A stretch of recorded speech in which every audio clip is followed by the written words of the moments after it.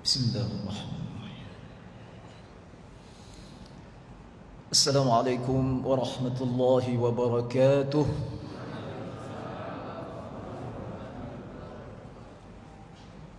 Alhamdulillahi rabbil alamin. Alhamdulillahi rabbil alamin wa kafa.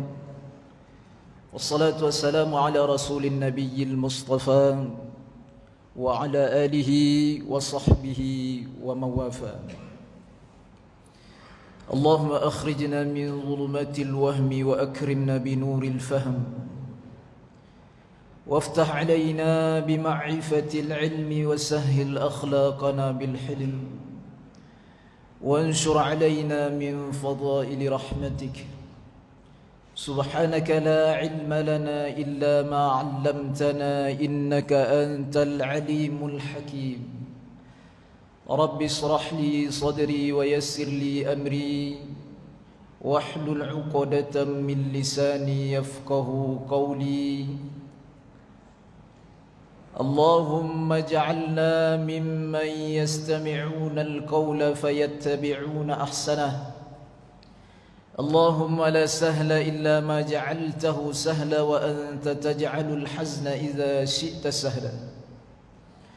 Allahumma inna nas'aluka ilman nafi'a wa qalban khashi'a wa rizqan tayyiba wa na'udzu bika min ilmin la yanfa'u wa nafsin la tashba'u wa du'a'in la yusma'u bi rahmatika ya arhamar rahimin. Kita bersyukur kepada Allah Subhanahu wa ta'ala atas segala limpahan nikmat dan karunia yang tak terhingga, sehingga kita dapat kembali beristiqamah di dalam beribadah ketaatan kepada Allah Subhanahu wa ta'ala. Mudah-mudahan setiap langkah kaki dan ayunan tangan yang senantiasa menuju kepada kebaikan, niat dan amal yang salih diterima oleh Allah Subhanahu wa ta'ala dan dibalaskan dengan pahala yang berlipat ganda. Amin ya rabbal alamin. Salawat dan salam tak lupa kita ucapkan kepada junjungan alam, Nabi yang agung, Rasul yang mulia, Baginda Muhammad sallallahu alaihi wasallam, dengan mengucapkan Allahumma salli ala Sayyidina Muhammad wa ala ali Sayyidina Muhammad. Assalamu alayka ya Rasulullah, assalamu alayka ya Habiballah. Mudah-mudahan dengan senantiasanya kita bersalawat kepada beliau dan qudwah, mengikuti, mengamalkan sunnah-sunnahnya, InsyaAllah kelak kita mendapatkan syafaatnya pada suatu hari yang mana tiada seorang Nabi pun yang dapat memberikan syafaat kecuali syafaat yang datang melalui baginda Muhammad sallallahu alaihi wasallam. Hadirin wal hadirat, Bapak Ibu jamaah salat fardu subuh yang dimuliakan Allah Subhanahu wa ta'ala. Adapun tema yang akan kita bahas pada pertemuan dan kesempatan yang mulia ini adalah tema yang luar biasa, Bapak Ibu yang dimuliakan Allah. Tema yang menunjukkan betapa pentingnya penghasilan, pekerjaan, pakaian, makanan, minuman yang kita dapatkan. Dari pekerjaan penghasilan seperti apa? Kasbul halal sababun li ijabatid du'a wal haram yamna'uha. Pekerjaan penghasilan yang halal sababun, menjadi sebab, musabbab li ijabatid doa, diterimanya amal ibadah, terutama doa. Wal haram yamna'uha, dan yang haram itu pekerjaan penghasilan yang kita dapatkan dari yang haram memakan hak orang lain secara batil, menipu, menzalimi, korupsi, segala macamnya, juga menjadi sebab musabab terhalangnya, tertolaknya ibadah kepada Allah Subhanahu wa taala. Hadirin wal hadirat, Bapak Ibu yang dimuliakan oleh Allah Subhanahu wa taala. Jika berbicara tentang tema ini Bapak Ibu, saya teringat kepada dua kisah, yang mana kisah ini sangat masyhur sekali, selalu disampaikan oleh para alim ulama kita. Yang pertama tentang seseorang sahabat yang mulia yang bernama Sa'ad bin Mu'adz radhiyallahu anhu. Sa'ad bin Mu'adz seorang bekerja keras demi untuk mendapatkan sesuap nasi dari yang halal dan thayyibah. Beliau bernama Sa'ad bin Mu'adz radhiyallahu anhu. Tukang belah batu. Dia belah batu kemudian dia jual ke pasar. Satu hari Rasulullah sallallahu alaihi wasallam menghampiri beliau. Dan dia berdiri menghulurkan tangannya bersalaman dengan Rasulullah sallallahu alaihi wasallam. Rasulullah merasakan tangan Sa'ad bin Mu'adz ini kasar, Bapak Ibu yang dimuliakan Allah. Kapalan, kasar. Karena hari-harinya memegang martil, membelah batu untuk dijual ke pasar. Kenapa tangan engkau kasar wahai Mu'adz? Kenapa tanganmu begitu kasar wahai Sa'ad? Apa kata Mu'adz? Ya Rasulullah, aku membelah batu setiap hari ya Rasulullah. Batu dibelahnya Bapak Ibu dimuliakan Allah. Kemudian aku jual ke pasar demi untuk menafkahi anak istriku ya Rasulullah. Rasulullah lihat tangannya, mana tanganmu wahai Sa'ad? Dia lihat tangan. Rasulullah lihat tangan Sa'ad bin Mu'adz radhiyallahu anhu. Kemudian Rasulullah sallallahu alaihi wasallam menciumnya. Rasulullah sallallahu alaihi wasallam mengkecup tangan Sa'ad bin Mu'adz radhiyallahu anhu. Hadza yadun, ini tangan. Lam tamassuhan nar, yang tidak akan disentuh oleh api neraka. Sepanjang sejarah Bapak Ibu yang dimuliakan Allah Subhanahu wa taala, Rasulullah sallallahu alaihi wasallam tidak pernah mencium tangan siapapun. Pemimpin-pemimpin Quraisy, pemimpin-pemimpin kabilah, raja-raja siapapun itu, Rasulullah tidak pernah mencium tangan mereka, kecuali dua manusia yang mulia ini. Yang pertama putrinya Fatimah Az-Zahra. Yang kedua si tukang batu Sa'ad bin Mu'adz radhiyallahu anhu. Itu yang pertama. Yang kedua, bila membahas tema ini Bapak Ibu, saya teringat kepada satu kisah seorang sahabat yang mulia, Al-Jalil radhiyallahu anhu. Siapa dia? Abu Bakar As-Siddiq. Abu Bakar As-Siddiq radhiyallahu anhu, Allah meridainya. Ketika yang mana Abu Bakar ini dia memiliki kebiasaan yang tak bisa dihilangkan, yaitu bertanya terlebih dahulu sebelum memakan, meminum sesuatu kepada pelayannya. Pada suatu hari Abu Bakar As-Siddiq radhiyallahu anhu dilanda kelaparan. Saking laparnya, dia langsung menyantap, melahap makanan yang ada di meja itu, yang dihidangkan oleh pelayannya. Tanpa bertanya-tanya lagi, beliau langsung makan, beliau langsung minum, sehingga kenyang. Kemudian beliau diingatkan oleh pelayannya, wahai Abu Bakar, engkau memiliki kebiasaan yang tak pernah terlupakan. Setiap kali aku menghidangkan makanan di sini, pasti engkau tanya, dari mana aku dapatkan? Dari mana datangnya makanan ini? Tapi hari ini engkau tidak bertanya, wahai Abu Bakar. Apa sebab, wahai Abu Bakar? Abu Bakar menjawab, hari ini aku merasakan lapar yang bersangat-sangatan. Kalau begitu berceritalah, kata Abu Bakar. Dari mana makanan ini? Wahai Abu Bakar, ketahuilah, sebelum aku memeluk Islam, aku pernah menjadi tukang sihir. Aku pernah menjadi tukang sihir, tukang ramal. Banyak sekali pasien, banyak sekali yang aku ramal. Maka pada hari ini aku mendapatkan hadiah dari salah seorang pasienku, yang kebetulan dia sembuh dari siuman, dari penyakit seperti itu, sembuh dari sihirnya. Kemudian Abu Bakar As-Siddiq radhiyallahu anhu terperanjat, Bapak Ibu.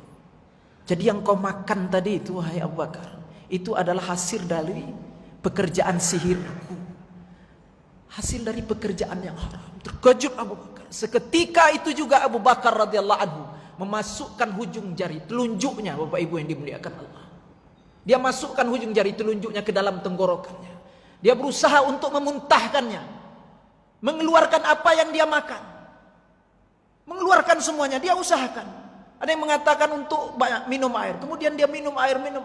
Sampai dikatakan di dalam riwayat Aisyah radhiyallahu anha, hampir-hampir saja mudarat terjadi kepada diri Abu Bakar. Hampir tewas, Bapak Ibu yang dimuliakan Allah. Hampir sekarat. Kenapa sebegitunya Abu Bakar As-Siddiq radhiyallahu anhu? Padahal di dalam ilmu fikih, Bapak Ibu yang dimuliakan Allah, yang tak disengaja, tak tahu, dah termakan dah. Kita makan di kedai, di warung, merek Muslim mah, ya. Warung Ibu Sakinah, kita makan di situ.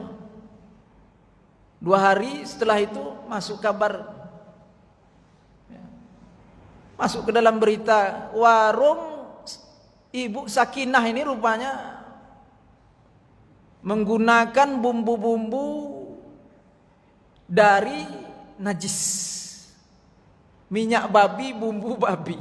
Dah 2 hari baru masuk kabar berita. Semalam saya makan di situ. Kemarin kami makan di situ, Pak Ustaz. Macam mana nih? Dah masuk, dah 2 hari ya.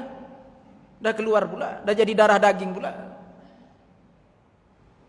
Maka di dalam fikih dikatakan dimaaf, ma'fuun anhu, dimaaf. Nah tertelan, boleh. Kalau Abu Bakar, Bapak Ibu yang dimuliakan Allah, ya, tidak sebatas itu keimanannya, ketakwaannya kepada Allah. Luar biasa Abu Bakar ini menjaga hati, menjaga kolbu dari segala yang haram, yang syubhat.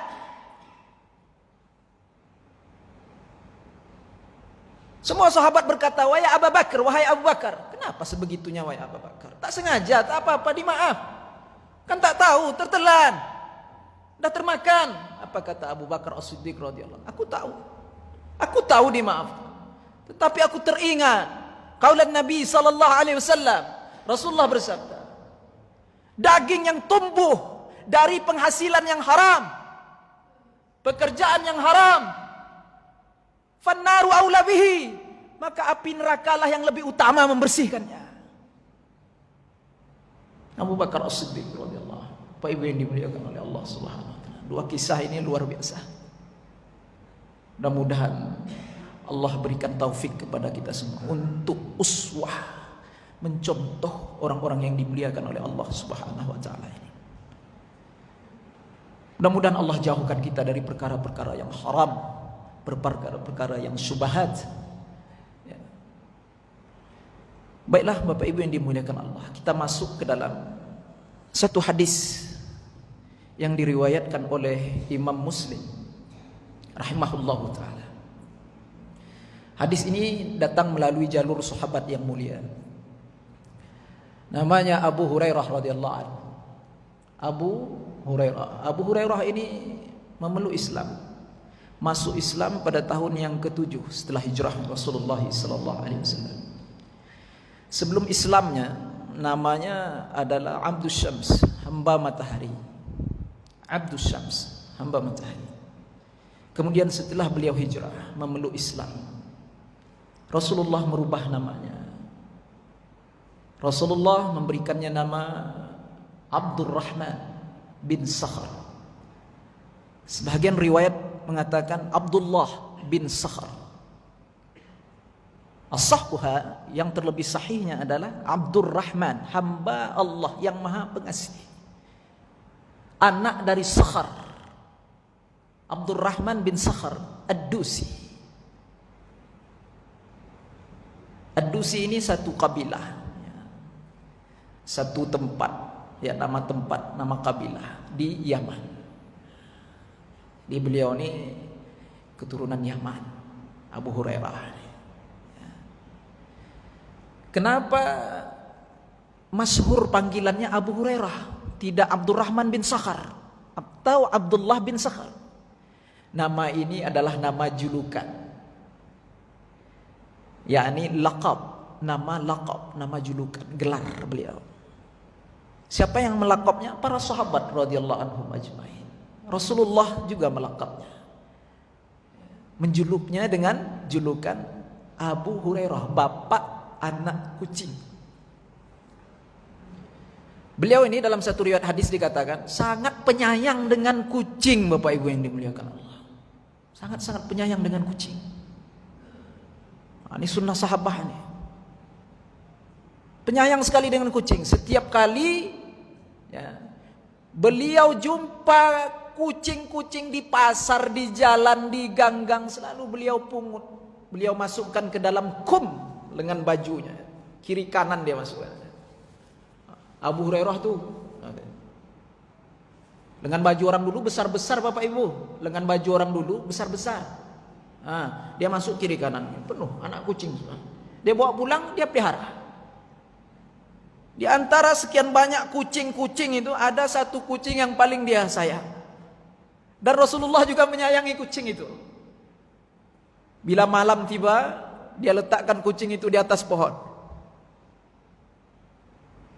Dah pagi hari dia keluar, dia kemana-mana, dia bermain dulu dengan kucing itu. Dia bawa kemana-mana kucing itu, dia ambil dari pohon, dia pergi, dia bawa kemana-mana. Dia suka bermain dengan kucing. Abu Hurairah suatu hari berjumpa dengan Rasulullah, penuh di lengan bajunya, ini anak kucing. Berjumpa sama Rasulullah. Tilka bikum maik ya Abu Hurairah. Apa itu di lengan bajumu, wahai Abu Hurairah?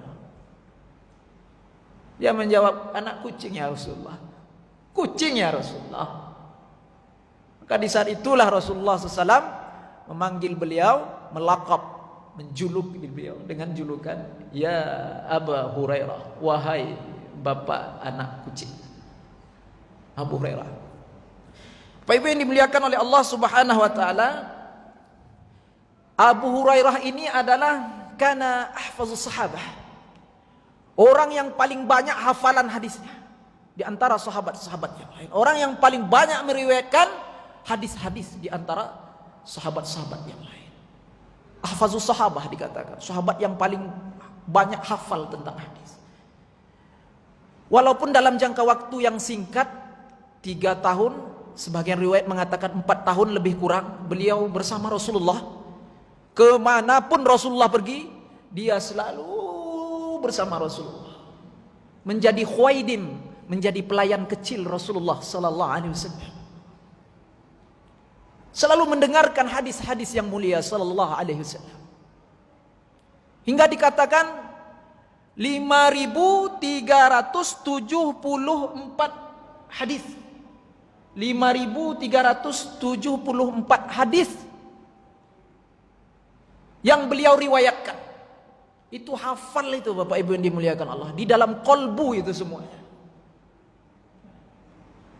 Tanpa melihat laptop, tanpa melihat HP sama sekali. Abu Hurairah. Tidak ada laptop, tidak ada HP di zaman itu. Bisa 5.374 hadis. Di antara 5.374 hadis itu 325 hadis yang disepakati, yang diriwayatkan bersamaan oleh dua imam as-sahihain, Imam Bukhari dan Imam Muslim. 325 hadis. Sisanya lagi berapa hadis? Sisanya 93 hadis lagi diriwayatkan oleh Imam Muslim semuanya. Abu Hurairah radhiyallahu anhu. Baik. An Abi Hurairah radhiyallahu anhu, dari Abi Hurairah.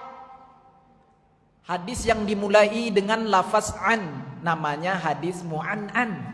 Dalam mustalah hadis, mu'an'anun ka'an sa'idin an karam wa mubhamun ma fihi rawin lam yusam. Hadis mu'an'an itu seperti an karam, an Aisyah, an Abi Bakr, an Umar, an Hafsah, an yang dimulai dari lafaz an, namanya hadis mu'an'an. An Abi Hurairah radhiyallahu anhu, dari Abi Hurairah radhiyallahu anhu yang Allah meridai. Ketika disebutkan nama sahabat, sebagai adab kita ketika mendengarkan nama-nama sahabat radhiyallahu anhum ajmain, maka cepat kita balas dengan doa, Bapak Ibu. Abu Hurairah radhiyallahu anhu, kemudian kita balas dengan doa radhiyallahu anhu. Itu kemuliaan, pangkat kemuliaan yang khusus untuk para sahabat radhiyallahu anhum ajmain. Tidak ada universitasnya, Bapak Ibu.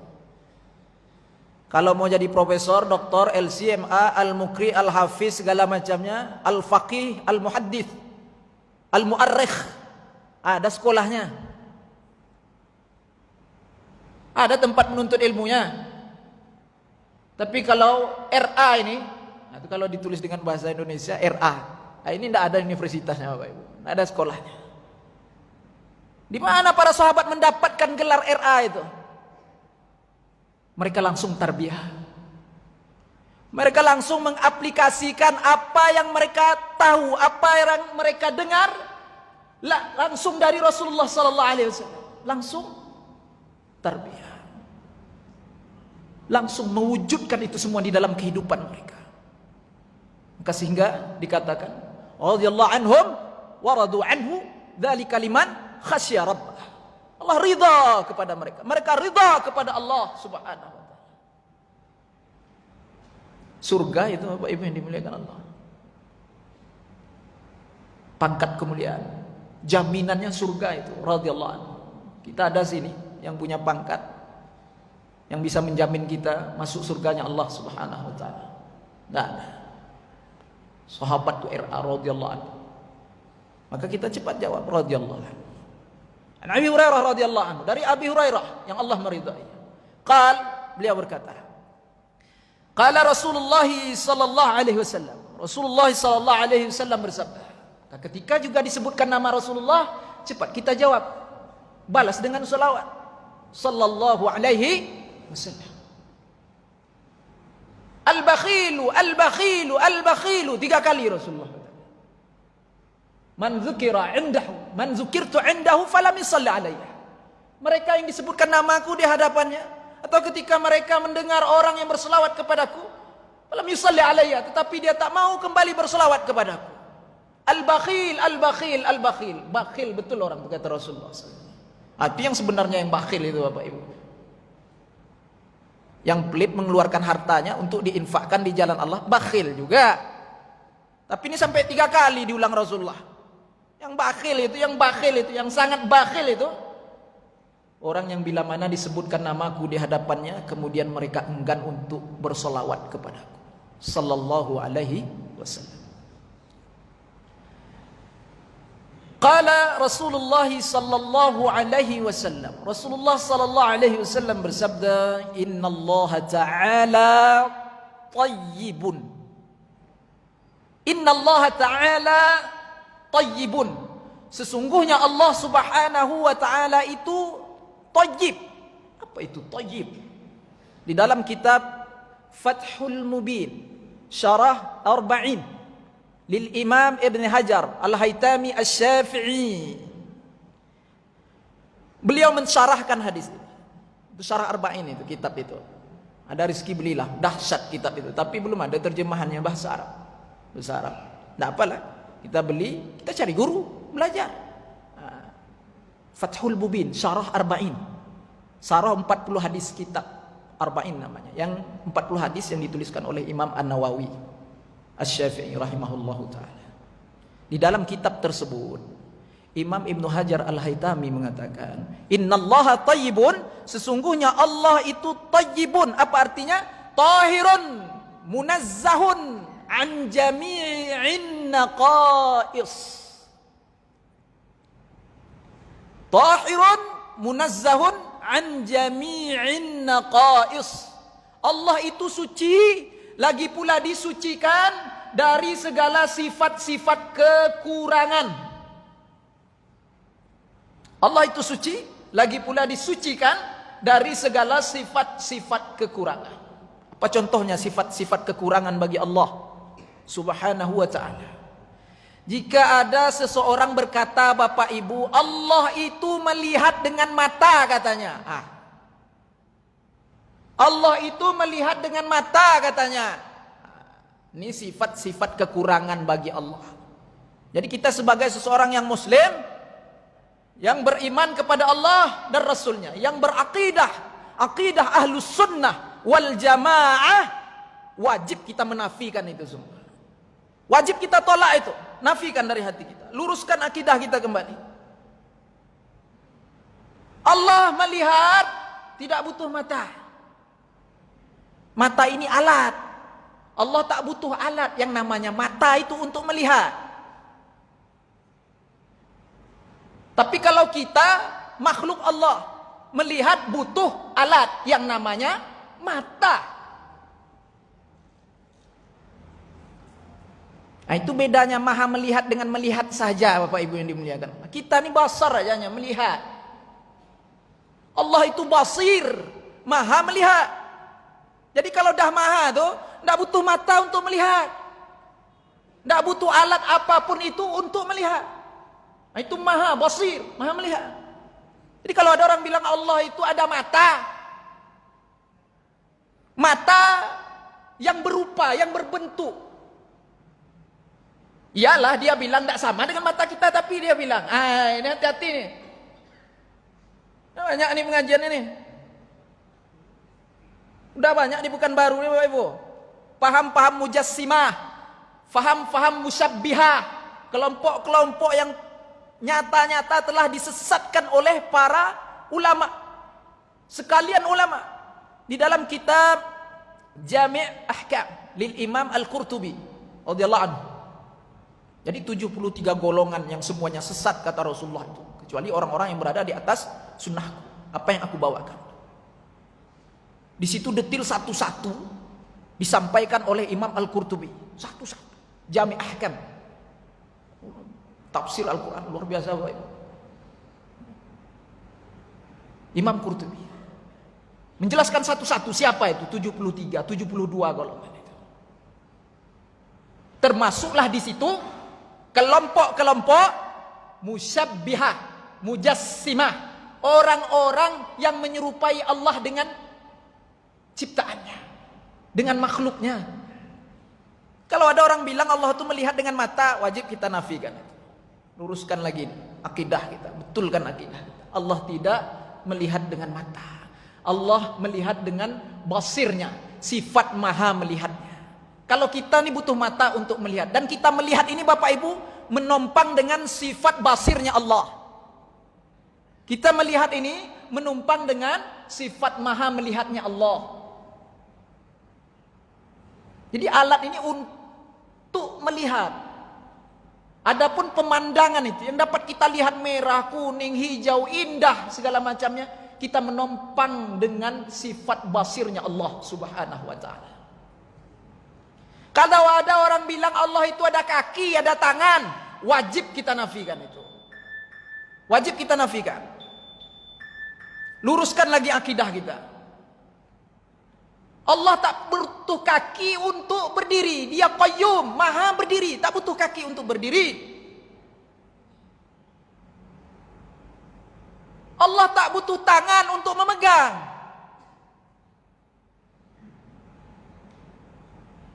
Yang butuh kaki untuk berdiri itu kita, makhluk. Yang butuh tangan untuk memegang itu kita, makhluk. Allah tak butuh itu semua. Begitu pula kalau ada orang yang berkata Ar-Rahman, Allah yang bersifat Rahman itu, alal arsistawa, di atas aras. Itu tidak apa-apa memahami seperti itu, mengartikan seperti itu, tidak apa. Allah itu di atas aras.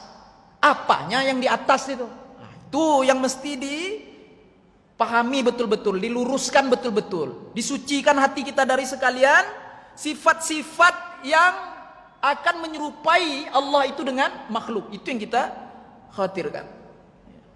Kita artikan Allah di atas aras itu tak masalah. Apanya yang di atas itu? Itu yang tak boleh. Kalau kita katakan zatnya yang di atas itu, Allah tak bertompang dengan sesuatu apapun. Wallahu ghaniyun 'anil 'alamin. Inilah ayat-ayat yang muhkamat itu. Ayat-ayat mutasyabihat itu, ya, kalau mau selamat, jalan amannya cukup kita beriman dengannya dan serahkan makna yang sebenarnya kepada Allah, yang sesuai, yang layak menurut kehendak Allah. Serahkan pada Allah. Itu namanya tafwid ma'at tanzih. Dan sucikan hati kita bahwasanya Allah itu tidak serupa dengan makhluk. Laisa kamitslihi syai'un wa huwas samiul basir. Bapak Ibu yang dimuliakan Allah. Jadi kalau ada orang bilang Allah di atas, Allah tak bertompang dengan atas, bawah, depan, belakang, kiri, kanan. Sebagaimana akidah, ya, yang dianut oleh Ahlus Sunnah wal Jamaah. Kebanyakan kita dan kebanyakan para guru-guru kita yang datang ke sini, yang mengajarkan kita, mereka dari kalangan Ahlus Sunnah wal Jamaah.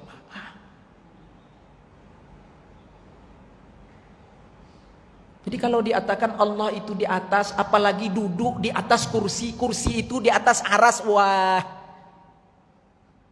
bahaya Bapak Ibu yang dimuliakan Allah. Allah tak berhajat kepada kursi, Allah tak berhajat kepada aras. Karena kursi, aras, langit, segala macam ini, alam semesta semuanya ini adalah sesuatu yang diciptakan oleh Allah, makhluk namanya. Dan Allah tak berhajat dengan makhluk sedikit pun.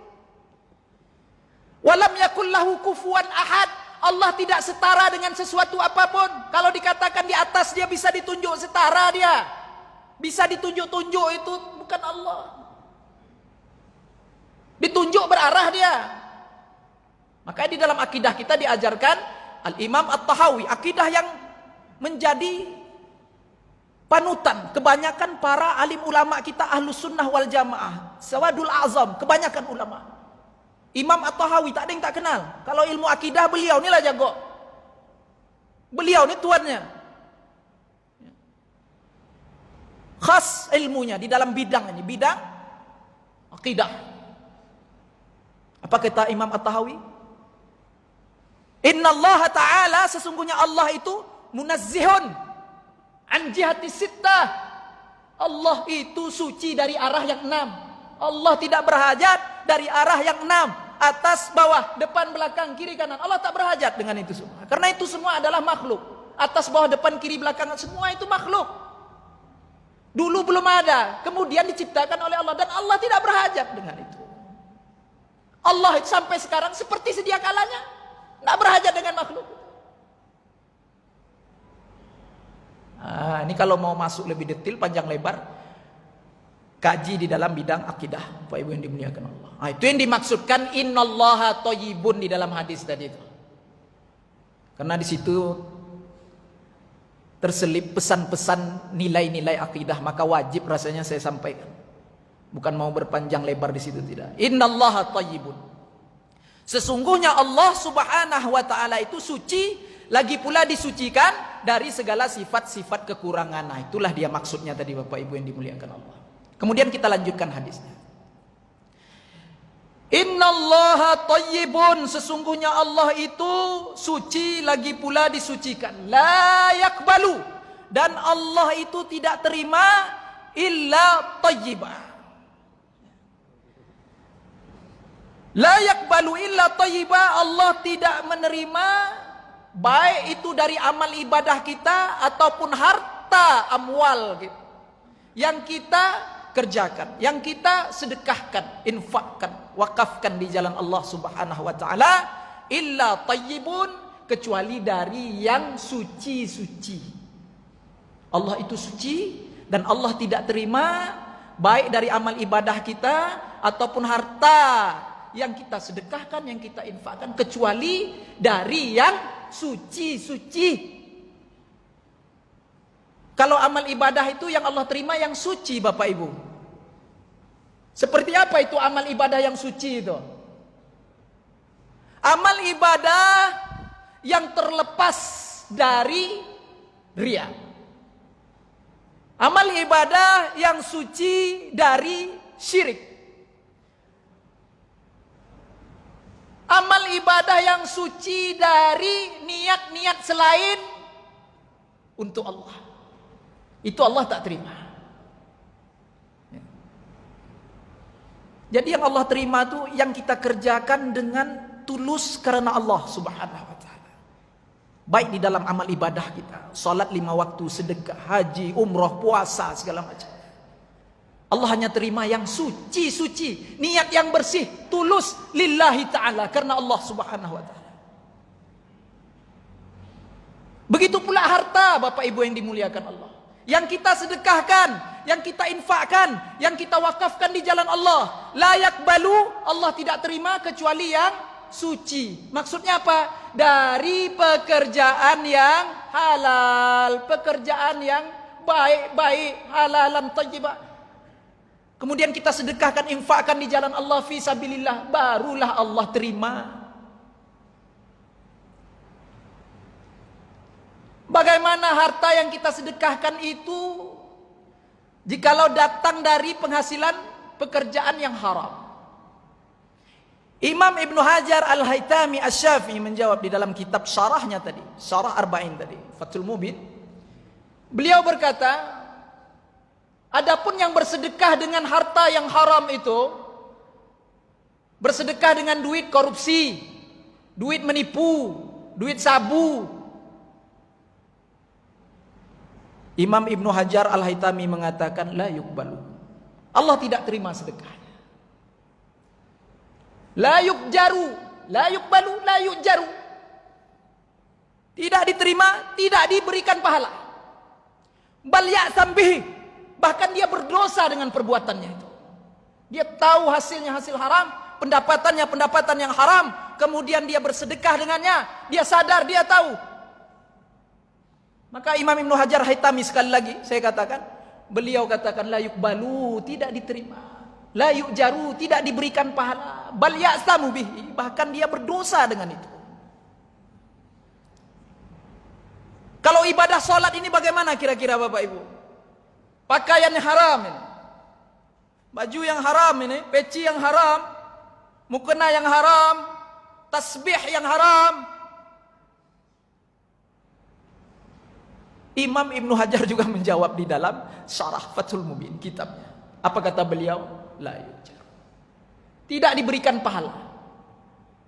Bahkan amal ibadahnya itu, salatnya itu, kata Imam Ibnu Hajar Al-Haytami Asy-Syafi'i, la yasihhu, tidak sah. Itu Imam Ibnu Hajar Haytami. Bukan saya ini tidak ada apa-apa ya Bapak Ibu. Coba buka kitab Fathul Mubin, Syarah Arba'in lil Imam Ibnu Hajar Al-Haytami Asy-Syafi'i. Silakan baca di situ. La yasihhu, tak sah bahkan. Walau ada nanti sebagian ulama mengatakan sah tapi tak dapat pahala. Tapi kalau Imam Ibnu Hajar Haytami mengatakan tidak sah dan tidak dapat pahala.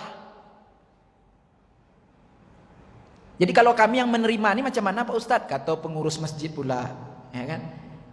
Datang AC 10 unit ke Masjid Al-Falahnya. Yang ngasih bandar sabu umpama. Yang ngasih bandar sabu umpama. Misal, Terus gimana nih Pak Ustaz? Boleh kami terima? Terimalah, ya beda akad, tidak apa-apa. Jangan disinggung pula, dicaci pula kawan tuh. Alah duit sabu, balik, nak laku. Tidak boleh tuh. Jaga pula hatinya. Ini dah berbeda akad ini Bapak Ibu. Tidak apa kita terima, kita sangkutkan aja lah di dinding tuh, tempel kan apa-apa. Sampaikan. Kalau kita tahu, semua pengurus tahu, semua jamaah tahu, itu pekerjaannya, nasihatkan dengan baik, dengan hikmah. Kita tak boleh benci dengan orangnya. Yang kita pungkiri itu, yang kita rasa dengan kebencian itu adalah maksiatnya, bukan orangnya. Orangnya kita tuntun, kita nasihatkan, kita arahkan kepada kebaikan. Bapak Ibu yang dimuliakan oleh Allah Subhanahu wa taala. La yakbalu illa thayyibah. Kemudian wa innallaha amaral mu'minin bima amara bihil mursalin. Sesungguhnya Allah Subhanahu wa taala memerintahkan orang-orang yang beriman itu sebagaimana apa-apa yang telah diperintahkan oleh Allah kepada para rasul. Jadi apa yang diperintahkan kepada rasul itu juga adalah sebagai perintah untuk kita sebagai orang yang beriman kepada Allah Subhanahu wa taala. Allah Subhanahu wa taala berfirman. Ini Rasulullah yang membacakan ayat ini di dalam hadisnya. A'udzu billahi minasyaitonir rajim. Ya ayyuhar rusulu kulu minat thayyibati wa'malu shalihan. Wahai orang-orang, wahai sekalian para rasul, kulu min thayyibat. Makanlah minat thayyibat, dari makanan yang halal, lagi pula baik, at-thayyibat. Kalau dikatakan at-thayyibat itu dah jelas halal Bapak Ibu yang dimuliakan Allah. Apalagi khitabnya di sini tertuju langsung kepada para rasul. Halal haram itu dah jelas. Ya. Nah, jadi kalau dikatakan makanan yang thayyib, ya, thayyibat itu halalnya sudah jelas. Intinya apakah makanan yang halal kita makan tadi, yang kita konsumsi tadi itu baik untuk kesehatan kita atau tidak? Kalau tak baik berarti tak thayyibah. Dia halal tapi tak baik kita makan. Kalau kita makan panas tengkuk kita, kalau kita makan kumat asam urat kita, kalau kita makan kumat asam lambung kita, dia halal tapi tak thayyib, tak thayyibat. Bapak Ibu yang dimuliakan oleh Allah Subhanahu wa taala, adapun thayyibat menurut para ulama sufi. Nah, ini dari kalangan ulama tasawuf. Beda lagi maknanya, beda lagi pemahamannya. Para ulama sufi, ulama tasawuf memahami makna thayyibat di sini, makanan yang jelas halalnya, tak terdapat padanya unsur keharaman. Kemudian yang dimaksudkan thayyibat menurut ahli sufi, para ulama tasawuf itu adalah makanan yang dibuat oleh orang-orang yang bertakwa kepada Allah, orang-orang yang melakukan perintah Allah, orang-orang yang tidak tinggal sholat 5 waktunya. Makanlah makanannya itu. Orang yang betul-betul taat kepada Allah, minumlah, makanlah apa yang dia hidangkan, makan. Sebagaimana Imam Asy-Syafi'i, Imamuna Asy-Syafi'i, imam kita Asy-Syafi'i, beliau diundang makan di rumah muridnya Imam Ahmad bin Hambal. Beliau makan sejadi-jadinya Bapak Ibu yang dimuliakan Allah. Bertambuh-tambuh Imam Syafi'i makan. Karena Imam Syafi'i tahu makanan yang dibuat ini adalah makanan orang-orang yang taat kepada Allah Subhanahu wa taala. Bapak Ibu yang dimuliakan oleh Allah Subhanahu wa taala. Thayyibat, itu menurut para ulama tasawuf.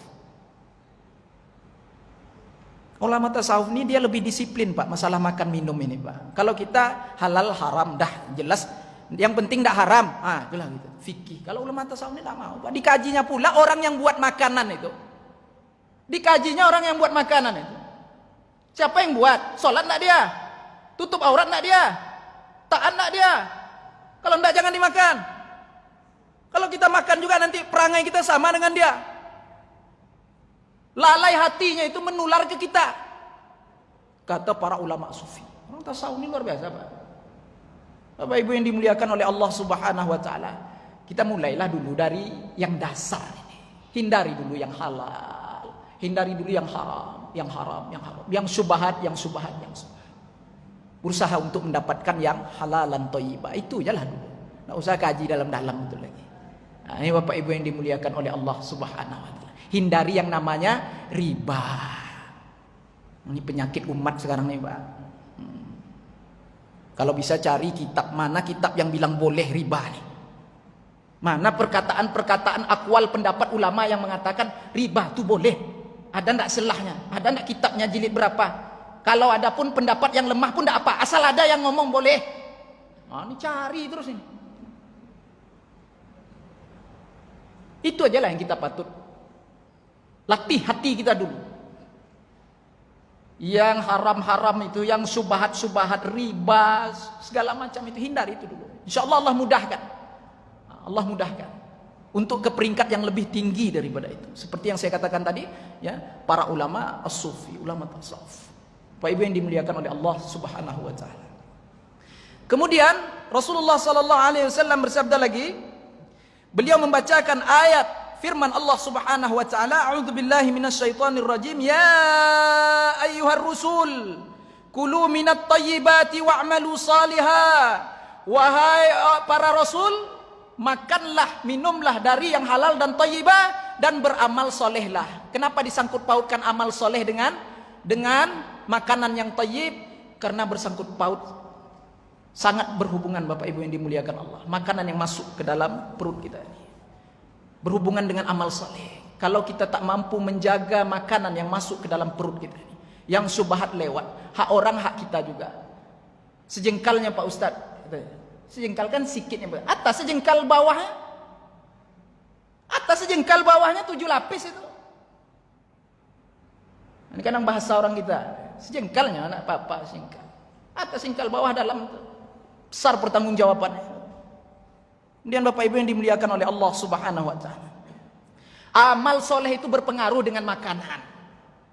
Jadi kalau kita makan yang halal, yang thayyib, insya Allah wujud zahir amal soleh itu. Dapat kekuatan kita dari makanan itu untuk beribadah kepada Allah. Tapi kalau syubhat dia, haram dia masuk ke dalam perut kita nih, malas beribadah kepada Allah Subhanahu wa taala. Malas bangun malam, malas tahajud, malas baca Quran, malas semuanya. Nah, mata nih kalau kita tak dapat menghindari dari melihat yang haram, maka susah bangun malam, Bapak Ibu yang dimuliakan Allah. Jadi para ahli tahajud itu mereka menjaga pandangan mereka, menjaga mata mereka dari melihat yang haram-haram. Baru mudah bangun tahajud. Kalau tidak berat malam, tidak akan terbuka mata itu. Nah, Bapak Ibu yang dimuliakan oleh Allah Subhanahu wa taala. Kemudian Rasulullah sallallahu alaihi wasallam bersabda, membacakan firman Allah Subhanahu wa taala, ya ayyuhalladzina amanu, wahai orang-orang yang beriman, kulu, makanlah, minumlah, min thayyibati ma razaqnakum, dari rezeki yang telah kami karuniakan untuk kalian.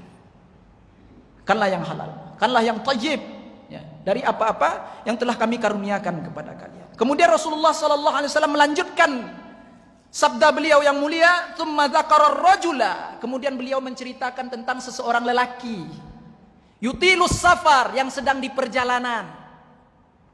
Yutilus safar, di perjalanan yang jauh, Bapak Ibu yang dimuliakan Allah. Ash'ath aghbar, Ash'ath, bajunya ini dah berdebu-debu, kulitnya kusam, mukanya kusam, rambutnya kusut. Perbekalan makanannya di perjalanan itu dah habis, di tengah padang pasir yang luas. Rasulullah bercerita tentang seseorang yang bersafar dalam keadaan seperti ini, Bapak Ibu. Dalam keadaan yang sangat berhajat betul-betul dengan pertolongan Allah Subhanahu wa taala. Kemudian yamuddu yadahi ila sama, kemudian dia menadahkan kedua tangannya ke langit. Dia berkata, ya Rabb, ya Rabb, ya Rabb. Menadahkan tangannya ke langit. Menadahkan tangan ke langit ini, ya, juga menjadi dalil. Ya, kata-kata di dalam hadis ini Rasulullah menyampaikan, dia menadahkan kedua tangannya ke langit, menjadi dalil bahwasanya sunat mengangkat kedua tangan ketika berdoa. Diarahkan ke langit. Nah, itu berarti Allah di langit katanya. Dan apa kalian berdoa menghadapkan tangan ke langit? Ini ada pula Pak, langit terus saja dia tuh. Ini ada pengajiannya Pak. Namanya, pokoknya di langitnya terus dia. Nah, itu kalian berdoa itu berarti Allah di langit lah tuh. Apa pula lagi? Sudah jelas tuh. Dibantah oleh Imam Ibnu Hajar Haytami Asy-Syafi'i dalam kitab tadi itulah Syarah Arba'in tadi itu. Fathul Mubin namanya. Apa kata Imam Ibnu Hajar Haytami? Wa hikmatu raf'ihima ila sama. Hikmah mengangkat mengangkat tangan, mengarahkannya ke langit itu apa? Kata Imam Ibnu Hajar, innaha, maka sesungguhnya langit itu qiblatud doa, kiblat doa.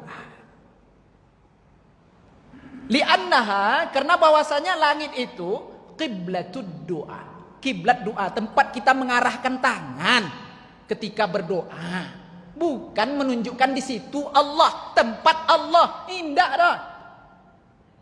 Kiblatud doa, tempat kita mengarahkan tangan ketika berdoa. Ya kalau begitu kenapa mesti ke langit katanya? Nggak ke bumi aja. Tengok, ada lagi Pak pertanyaannya. Terus kita mau jawab gimana? Kalau begitu, kenapa mesti di langit? Ke bumi aja lah dihadapkan begini. Dijawab lagi sama Imam Ibnu Hajar Al-Haytami Asy-Syafi'i. Apa kata Imam Ibnu Hajar? Waqila, dan ada pendapat ulama pula yang berkata, bumi ini, wakilal ardu, dikatakan bahwasanya bumi ini lebih afdal dari langit. Kenapa?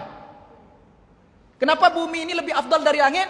Karena li'annaha madfanul anbiya. Karena bumi ini adalah tempat dikuburkannya para anbiya, para nabi-nabi alaihimus salatu wassalam. Jadi ada sebagian pendapat ulama yang berdoa itu, ya, ketika berdoa itu menghadapkan kedua telapak tangan itu ke bumi begini. Pernah lihat Bu berdoa seperti ini? Waktu tolak bala Bu, waktu tolak bala kan diarahkan ke bumi. Itu ada pendapatnya, ada dalilnya semuanya. Kalau ke langit tadi apa pula alasannya Pak Ustaz? Satu, karena langit itu menjadi arah kiblat ketika berdoa, dan langit itu kata Imam Ibnu Hajar Haytami lam yu'sillah, tidak bermaksiat kepada Allah. Jadi masing-masing ada dalil. Itu. Yang tidak mengangkat tangan sama sekali Pak Ustaz, ke langit enggak, ke bumi enggak. Macam mana tuh Pak Ustaz? Ya enggak apa-apa aja lah. Yang penting berdoa, yang penting Allahumma, yang penting Rabbana atina, enggak apa-apa. Enggak diangkat pun tangan enggak apa-apa. Karena mengangkat tangan itu sunnah dan menjadi adab etika orang yang berdoa. Angkat tangan sejajar dengan bahu sunnahnya. Dihadapkan ke telapak tangannya itu kedua-duanya ke langit sunnah begini. Ini. Mesti ada semangat, gairah di dalam berdoa itu, penuh harapan kepada Allah. Kok enggak kadang berdoa Bapak Ibu telapak tangan kok di atas paho. Ya Allah, terimalah, enggak apa juga. Itulah istilah macam itu jadi. Bapak Ibu yang dimuliakan oleh Allah Subhanahu wa taala. Rasulullah menyebutkan kisah seseorang yang bersafar dalam keadaan yang susah, berhajat kepada Allah. Dia menangkatkan tangannya ke langit, ya Rabb, ya Rabb, ya Rabb. Padahal orang yang berdoa itu ketika mengucapkan ya Rabb, ya Rabb, ya Rabb. Hadis yang dikeluarkan oleh Al-Imam Al-Bazzar. Allah kabulkan doanya.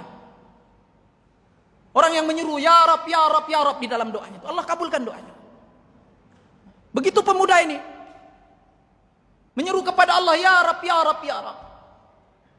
Kemudian Rasulullah SAW katakan, wa mat'amuhu haramun, tetapi makanan yang dimakannya selama hidupnya itu adalah makanan yang haram. Pakaiannya pakaian yang haram. Minuman yang diminumnya itu dari penghasilan yang haram. Kemudian apa kata Rasulullah SAW? Wa ghuziya bil haram, dan dia berangkat dengan keadaan yang haram, kendaraan yang haram. Rasulullah SAW mengatakan, fa anna yustajaba lahu, mungkinkah doanya itu diterima oleh Allah? Mungkinkah amal ibadahnya itu diterima oleh Allah? Maka jawabnya, Allah tidak terima.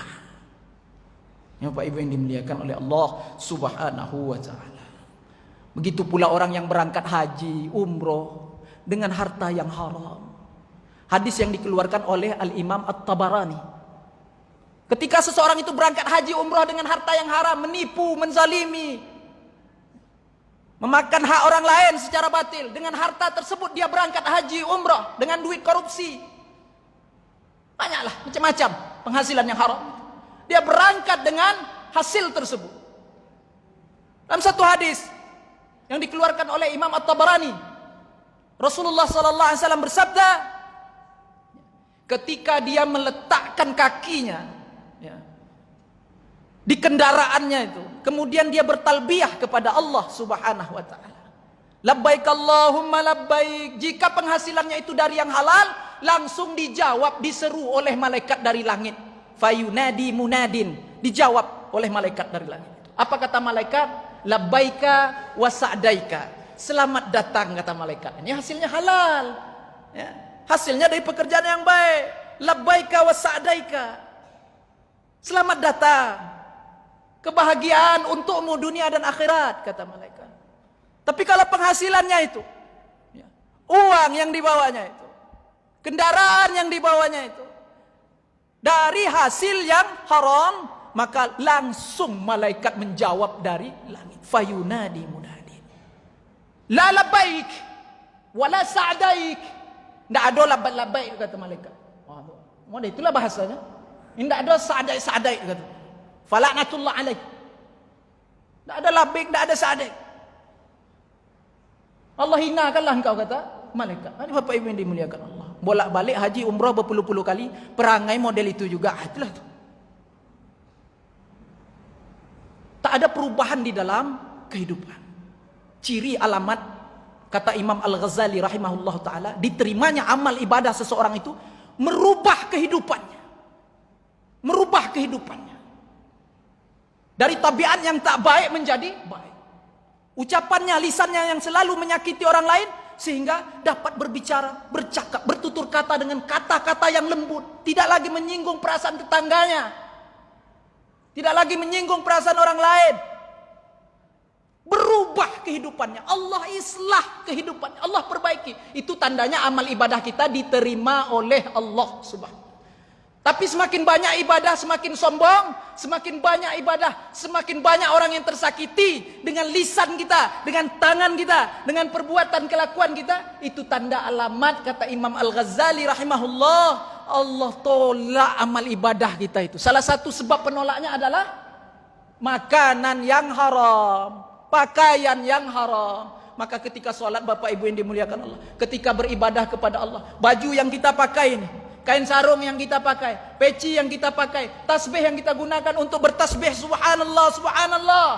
Dapatkan itu semua dari penghasilan yang halalan tayyibah. InsyaAllah Allah terima amal ibadah kita. Ada perubahan di dalam kehidupan kita. Mudah-mudahan Allah jauhkan kita dari perkara yang haram dan yang subhat. Mudah-mudahan Allah Subhanahu wa taala mudahkan segala urusan kita, dunia dan akhirat kita, dengan keberkahan Nabi Muhammadin sallallahu alaihi wasallam. Lebih dan kurang saya mohon maaf. Wa ma taufiqi illa billah. Alaihi tawakkaltu wa ilaihi unib. Assalamualaikum warahmatullahi wabarakatuh.